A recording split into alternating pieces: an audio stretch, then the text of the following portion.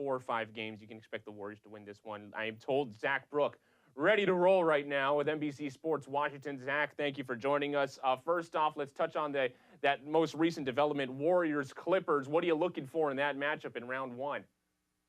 I think it's basically just the Warriors are going to kind of like get things together because this is not like a bad 8 seed Clippers team. They've been really impressive this year. They've got a really good crop of young talent.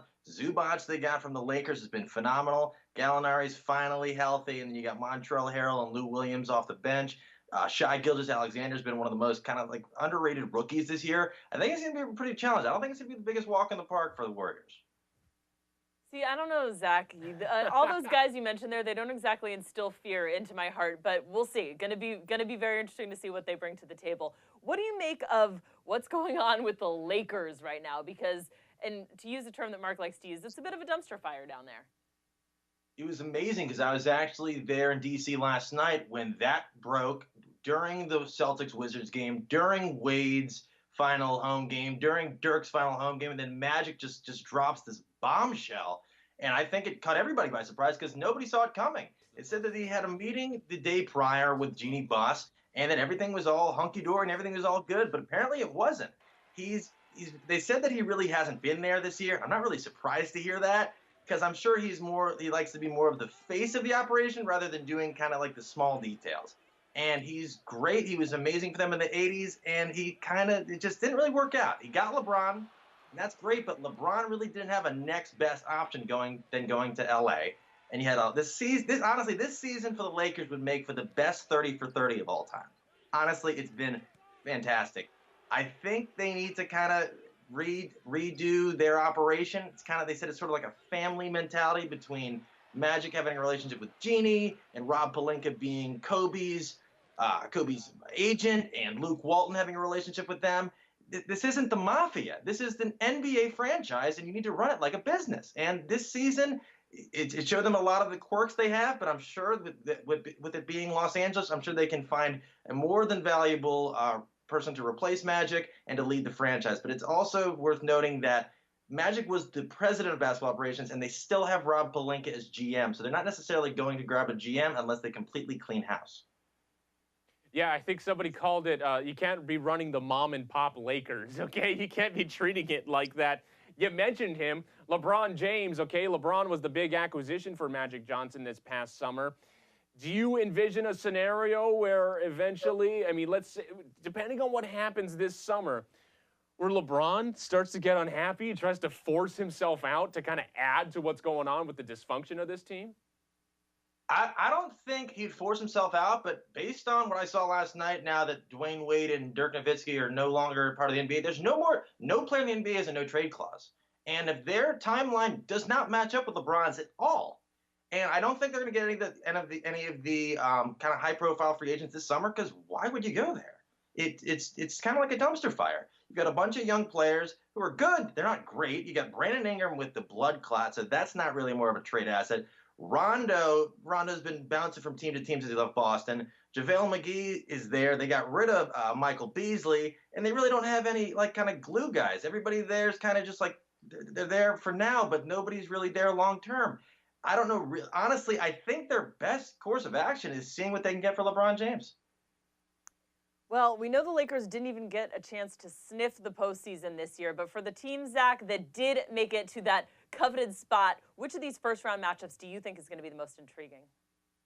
Intriguing? I think it's going to be over out east. I think right now between the Philly-Brooklyn series, the 3-6, and the Boston-Indy series, the 4-5, there's been some major injuries that have come out in recent days that could impact who moves on to the next round. They said that Embiid might not be ready for the game one. And if that's the case, I don't know if Jonah Bolden's really going to be holding it down. And I don't think Ben Simmons could be the best player on a championship team. He tried doing it at LSU. Hold on here. Wait.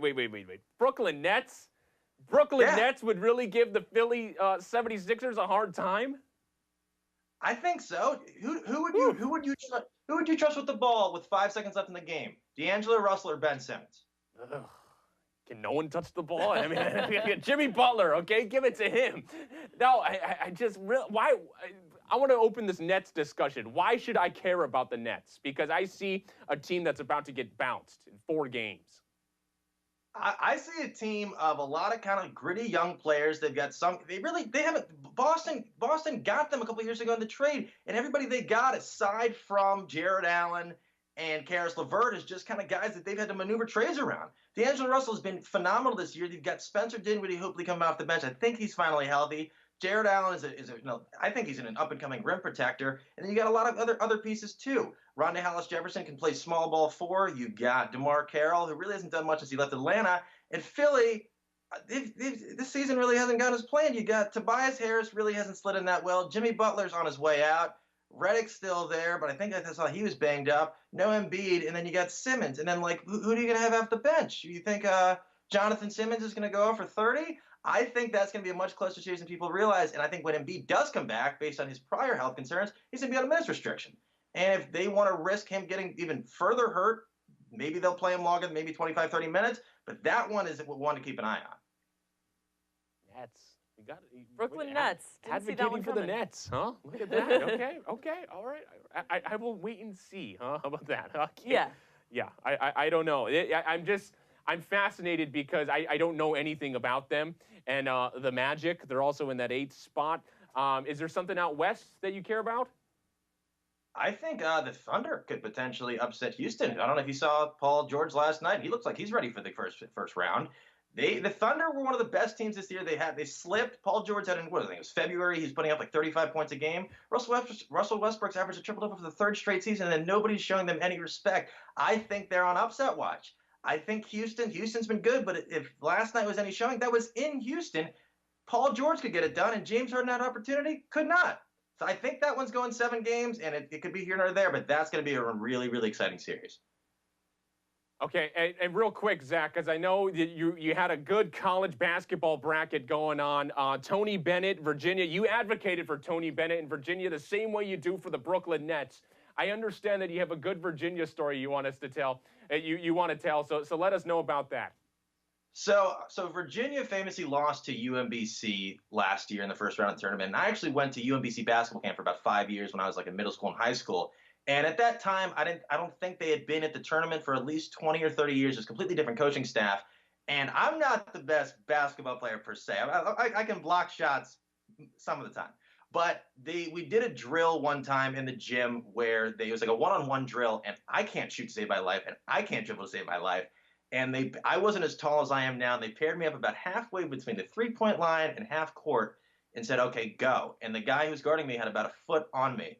And he had his arm straight up in the air, so I couldn't shoot it with 2 hands. So I grabbed the ball, did a sky hook, and flipped it in. The entire crowd went nuts, and I thought that was the biggest basketball moment in UMBC history. Then last year happened, so I think I moved down to number 2. But Virginia's been a great story this year. They completely messed up my entire bracket. I think Virginia embraced the loss last year rather than sort of forget it. And I think that made them stronger, and I think that made them realize that even when they're down by 5 points with 15 seconds left that they were in the past 4 games, it's not out of reach, and they showed that. Kyle Guy showed it, Ty Jerome showed it, and DeAndre Hunter showed it on Monday night. It's a remarkable story. I think it's great that they went from the bottom all the way to the top. Texas Tech, it'll be interesting to see where they go from here, whether or not Jarrett Culver declares or not. But I'm really happy for UVA, and I'm really happy for Tony Bennett. I think he's finally establishing himself as one of the best coaches in college basketball. Yeah, and we all expected the Virginia-Texas Tech final. I was impressed with that game. You know, I thought it turned out to be really nice. It did. It ended up being a much better game than I think we all anticipated. Yeah, I wouldn't want to see it again next year, but yeah, I thought it was a nice game. But I like that, Zach. Zach with the sky hook, up and in. Very nice. Zach Brook with NBC Sports Washington. Thank you so much for joining us. Love your time and insight. And enjoy the playoffs this weekend, Zach. We'll talk again soon. Appreciate it. Thanks.